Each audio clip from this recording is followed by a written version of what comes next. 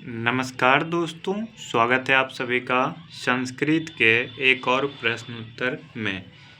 आज का हमारा प्रश्न है, मंगलम पाठ के आधार पर सत्य की महत्ता पर प्रकाश डालें अथवा मंगलम पाठ के आधार पर सत्य का स्वरूप बताएं। देखिए, दोनों एक ही प्रश्न है, बस पूछने का थोड़ा सा 10% तरीका चेंज है। ठीक है, यानी प्रश्न क्या कहता है, मंगलम पाठ के आधार पर सत्य के बारे में बताना है। किसके बारे में बताना है बाबू?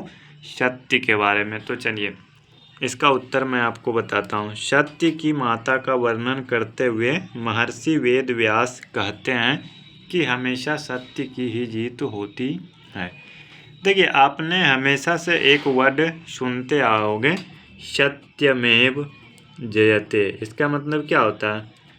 सत्य ही जीतता है। यानी असत्य कितना भी मजबूत हो, कितना भी ताकतवर हो, लेकिन अंत में सत्य की जीत होती है। फॉर एग्जाम्पल के लिए आपने महाभारत का युद्ध देखा होगा।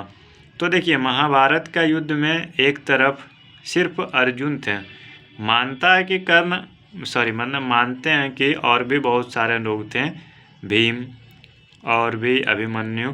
लेकिन अगर अर्जुन को निकाल दिया जाता ना, तो फिर कौरव बहुत अधिक शक्तिशाली था। ठीक है, एक तरफ सिर्फ अर्जुन थे तो दूसरे तरफ द्रोणाचार्य, भीष्म, कर्ण, अश्वत्थामा, कृपाचार्य, 5 महारथी थे जो कि अर्जुन को छोड़कर, अगर अर्जुन नहीं होता तो पूरे युद्ध को एक दिन में समाप्त कर सकते थे। लेकिन क्या सत्य की जीत हुई ना? तो उसी प्रकार से हमेशा सत्य ही जीतता है। मिथ्या मतलब झूठ।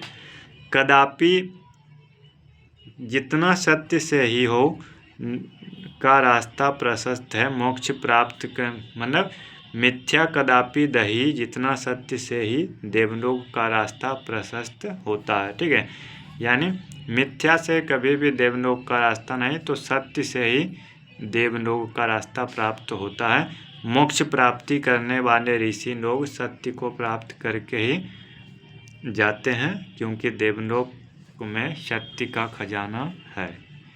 तो इसी प्रकार से इसमें आपका सत्य के बारे में यही बताया गया कि सत्य का जीत होता है। सत्य से ही आपको देवलोक का रास्ता मिलेगा और स्वर्ग का रास्ता मिलेगा। अगर आपको वीडियो पसंद आई हो तो लाइक, शेयर एंड सब्सक्राइब करें। मिलेंगे नेक्स्ट वीडियो में। धन्यवाद दोस्तों। जय हिंद, जय भारत।